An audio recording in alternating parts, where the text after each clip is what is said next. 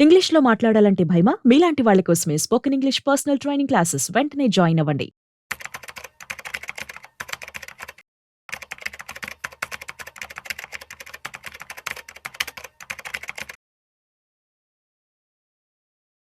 హే! వాడు డబ్బున్నోడురా.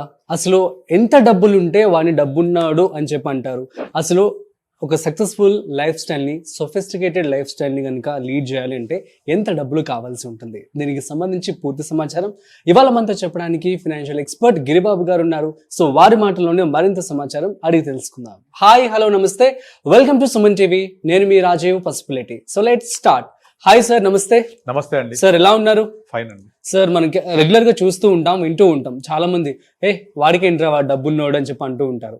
అసలు డబ్బులు ఎంత ఉంటే వాడిని డబ్బున్నోడు అని అనొచ్చు. అట్ ది సేమ్ టైం ఒక సొఫిస్టికేటెడ్ లైఫ్ స్టైల్ ని కనుక లీడ్ చేయాలంటే ఎంత డబ్బులు అవసరం అవుతాయి? ఇక్కడ ఒకటి మీరు ఒక పాయింట్ మిస్ అవుతున్నారు. డబ్బులు ఉండడమే కాదు, అది ఏ రూపంలో ఉన్నది కూడా important. That is also true.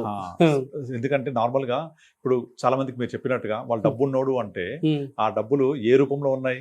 ఒక 10 బిల్డింగ్లు, ప్లాట్, ఫ్లాట్, స్థలము, పొలము ఉండి మరి నెల తిరగగానే మెయింటెనెన్స్ కావాల్సిన డబ్బులు కూడా అందకపోతే వాళ్ళని ఆస్తిపరులు, కోటీశ్వరులు అనొచ్చా? ఓకే, లిక్విడిటీ కావాలి అంటారు. Very very important. ఇది మన వయసు పెరిగిన కొద్దీ 50, 55, 60 సంవత్సరాలకు వెళ్ళినా కొద్దీ మీ ఆస్తి ఏ రూపంలో ఉండాలి అంటే మాక్సిమం ఫైనాన్షియల్ అసెట్స్ రూపంలో ఉండాలి. ఫైనాన్షియల్ అసెట్స్ రూపంలోకి లేదు అంటే మీరు 30s, 35s ఈ ఏజ్ లో ఉంటే మీరు ఏదైతే అక్యుములేట్ చేసుకుంటారో వాటన్నిటిని నెమ్మదిగా 50 తర్వాత ఫైనాన్షియల్ అసెట్స్ రూపంలోకి మార్చుకుంటూ వెళ్ళాలి. This is the basic and very very very essential thumb rule ఇప్పుడు. ఎందుకంటే నా దగ్గరికి డైలీ 2-3 వాకిన్స్ వస్తూ ఉంటారు. అందులో మెజారిటీ రిటైర్ అయిన వాళ్ళు వస్తూ ఉంటారు. వాళ్ళ పరిస్థితి ఎలా ఉంటారు అంటే, మొన్న రీసెంట్ నా దగ్గరికి ఒక పోలీస్ డిపార్ట్మెంట్ లో ఒక రిటైర్ అయిన ఒక ఎస్పీ వచ్చాడు. మన ఎస్పీ, మనం ఏమనుకుంటే ఎస్పీ అంటే చాలా చేస్తారని చెప్పి అనుకుంటూ ఉంటాం. Very very very sincere police officer.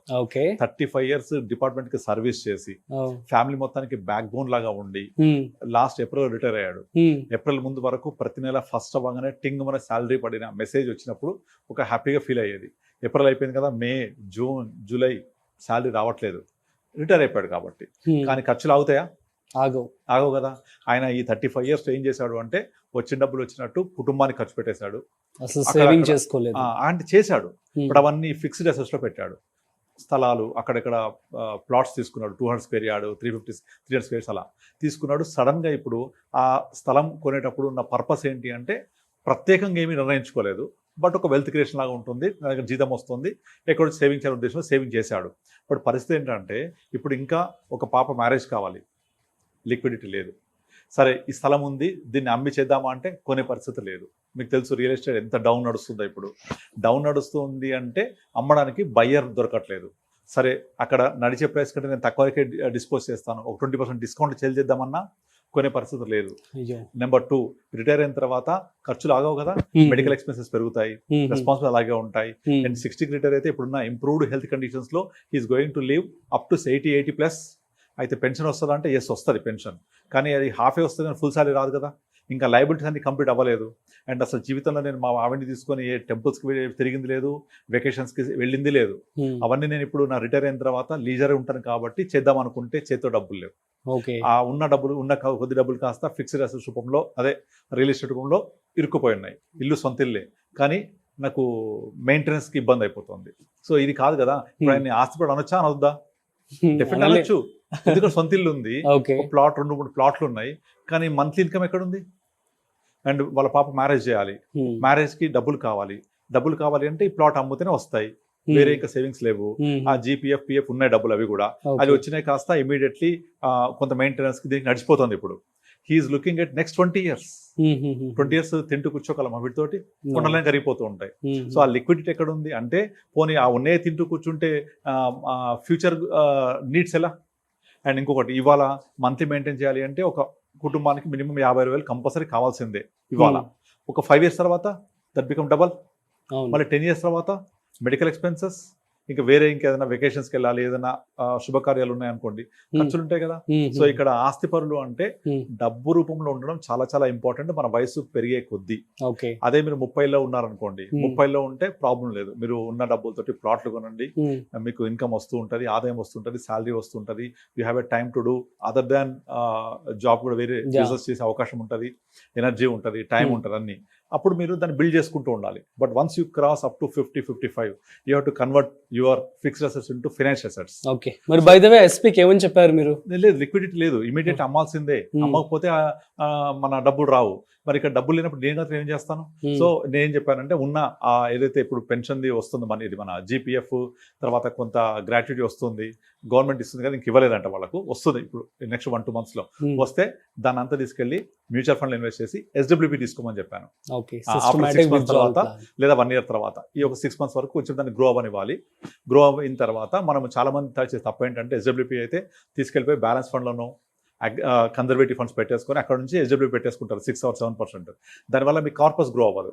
అలా కాకుండా నేను ఒక 1 year డిఫర్ చేయండి, అంటే 1 year డిఫర్ చేయడం అంటే ఇవాళ ఇన్వెస్ట్ చేసి ఒక 1 year వెయిట్ చేయండి, ఈ 1 yearకి కావాల్సిన మనీ మెయింటెనెన్స్ దగ్గర పెట్టుకోండి, ఈ 1 year తర్వాత గ్రో అవుద్ది కదా, అంటే అట్లీస్ట్ ఒక 10-12% గ్రో అయింది అనుకోండి, అంటే మంచి flexi cap, large cap, large and mid cap, multi cap ఇలాంటి ఫండ్స్ పెట్టుకొని ఒక 1 year వరకు గ్రో చేసి ఆ గ్రో అయిన అమౌంట్ని సపరేట్ బకెట్ క్రియేట్ చేసి, that's what I do generally.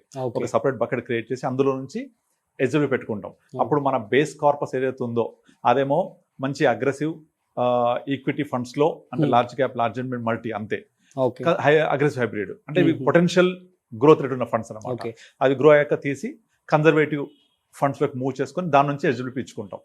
ఎస్డబ్ల్యూపీకి ఏమైనా మినిమం బ్యాలెన్స్ ఇంత ఏం లేదు. మనము ఇలా క్రియేట్ చేసుకొని 2 buckets, one is growth oriented funds లో పెట్టుకొని వచ్చిన గ్రోత్ ని కన్జర్వేటివ్ ఫండ్స్ పెట్టుకొని ఇది ఎస్డబ్ల్యూపీ చేసుకుంటూ ఉండాలి. ఇలా చేయడం వల్ల ఏమైతుంది, కార్పస్ అలాగే ఉంటుంది కదా, ప్లస్ గ్రో అవుతుంది కదా. సో కనుక ఇవాళ నాకు 50,000 సరిపోయింది, 2-3 ఏళ్ల తర్వాత 50 సరిపోదు, పెంచాలి. అప్పుడు ఇలా పెరుగుతూ ఉంటే నేను పెంచుకోవడానికి స్కోప్ దొరుకుతూ ఉంటుంది. అట్లా ఉన్న డబ్బులు ఏవైతే ఇప్పుడు రిటర్న్ ఎంత వస్తున్నాయో that only resources he has right now. మిగతా అన్ని మీరు అన్నట్టుగా ఆస్తిపరుడే, కానీ లిక్విడిటీ లేకపోవడం వల్ల మన ఆస్తిపరుడు అనొచ్చా అంటే బిగ్ క్వశ్చన్ మార్క్.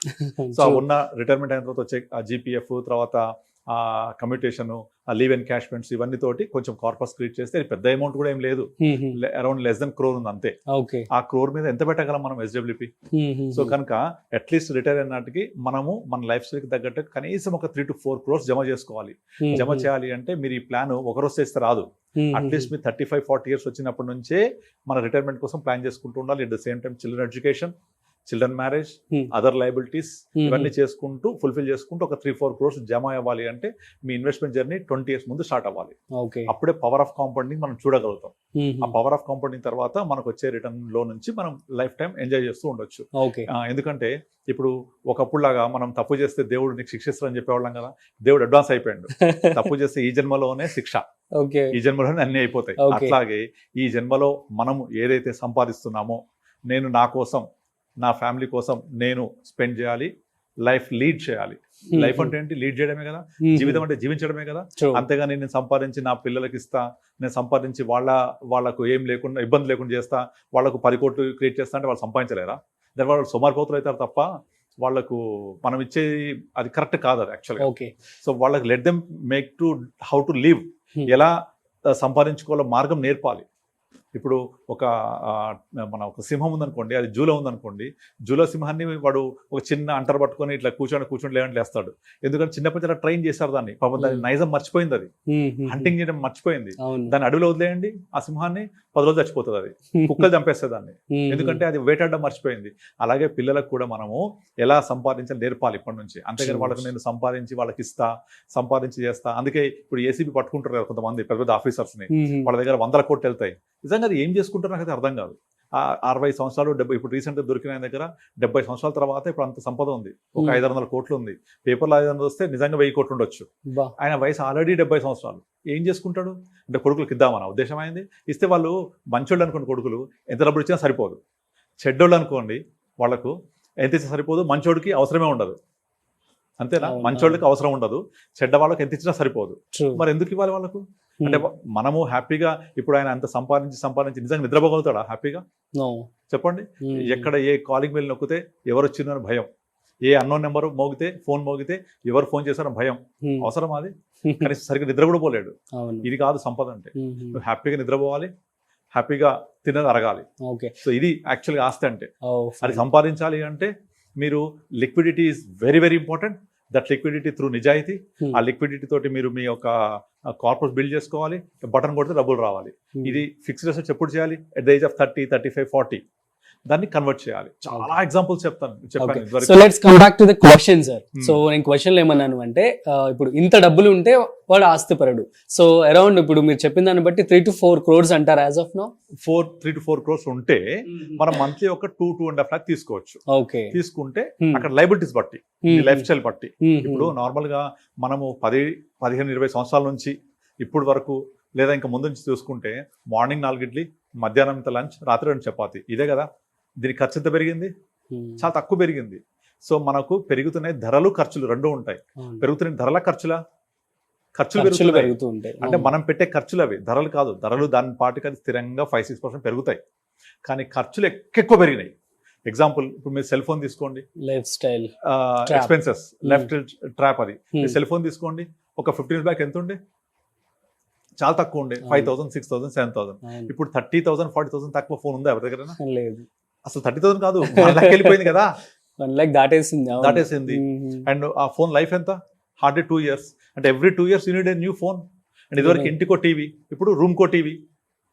అవునా? ఇంట్లో ఒక ఫోన్, ఇప్పుడు మనిషికో ఫోను, 2 phones. ఒకప్పుడు కేబుల్ టీవీ ఉంటే 200 రూపాయలు. ఇవాళ కేబుల్ టీవీ పోయింది కదా. కేబుల్ టీవీ పోయి ఓటీటీలు వచ్చిన తర్వాత, ఈ మన లైక్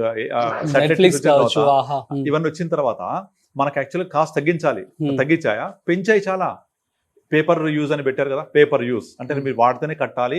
అదే మీరు సిటీ కేబుల్ అలాంటి వాటిలో ఇస్తే 250 కట్టేస్తారు, ఎక్కువ ఖర్చు అవుతుంది అంటారు. ఇక్కడ నిజంగా ఎప్పుడు ఖర్చు అవుతుంది? ఇప్పుడు కాదు, అప్పుడు 250తో పోయేది. Today we are paying more than 1,000 rupees. అన్ని ఓటీటీస్, సబ్స్క్రిప్షన్స్, తర్వాత ఈ సెటిలైట్ టీవీస్ పెట్టుకుంటే 1,000 rupees is just nothing. And వైఫైలో నిల్లు లేదు. ఇవన్నీ పెరిగాయా? ఏంటి ఖర్చులు? సో ఇవి పెరుగుతూ ఉంటాయి, ఇలాగే పెరుగుతూ ఉంటాయి ఇంకా. అండ్ తర్వాత మనం ఏం చేస్తాము? ఫస్ట్ ఉన్న ఇల్లు నార్మల్ డబుల్ బెడ్రూమ్ సరిపోదు, will move to other big house. అక్కడి నుంచి గేటెడ్ కమ్యూనిటీ, అక్కడి నుంచి హై రైజ్. పెరిగినా కొద్దీ ఖర్చులు అట్లే పెరుగుతుంటాయి, అట్లాగే మెయింటెనెన్స్ పెరుగుతుంటుంది. సో ఇవన్నీ పెరిగినప్పుడు మనకి ఏం కావాలి? లిక్విడిటీ కావాలి. సో అక్కడ మీకు ఎంత డబ్బులు ఉంటే సరిపోద్ది అంటే, మనకు నార్మల్గా 4 ఇడ్లీ ఇంత లంచ్, 2 చపాతీకి సరిపోయేంత ఉంటే సరిపోతుంది. కానీ మన లైఫ్ స్టైల్ని లీడ్ చేయాలి, లైఫ్ లివింగ్ చేయాలి, బాగుండాలి అనుకుంటే అట్లీస్ట్ మీరు ఒక 20 years పీరియడ్లో సంపాదించిన ప్రతి 100 రూపాయల్లో 15% సేవ్ చేయండి. That's a thumb rule. అంటే ఎంత ఉంటే కాదు, ఎంత కావాలి ఇంపార్టెంట్ కదా. ఎంత కావాలి అనుకుంటేనే మనము చేయగలుగుతాం. ఆ కావాలి దానికి మన దగ్గర ముందు నుంచి ఎంత మనం ప్లాన్ చేసుకుంటూ వెళ్ళాలి, ఇన్కమ్లో ఎంత నేను కంట్రిబ్యూట్ చేయాలి, అది ఎంత గ్రో అవ్వాలి, ఎంత రావాలి నాకు. సో మనకి ఎంత కావాలి ఆలోచించాలి, ఎంత ఉండాలో కాదు. ఉండాలంటే హద్దే ఉండదు దానికి కదా. Super sir, thank you so much. So guys, మీ అందరికీ అర్థమైంది కదా. సో ప్రజెంట్ మనం చూస్తున్నట్టయితే ఇన్ఫ్లేషన్ అనేది ఎప్పటికప్పుడు పెరుగుతూ వస్తుంది. సో కాబట్టి మీ యొక్క నీడ్స్ని బట్టి, మీ యొక్క అవసరాలను బట్టి మీరు ఇన్వెస్ట్మెంట్ అయితే చేసుకోండి. సో మరొక ఇంట్రెస్టింగ్ కాంటెంట్తో మళ్ళీ కలుద్దాం. అంతవరకు చూస్తూనే ఉండండి Suman TV. This is Rajiv signing off. Video నచ్చినట్లయితే like, share and subscribe. Thanks for watching.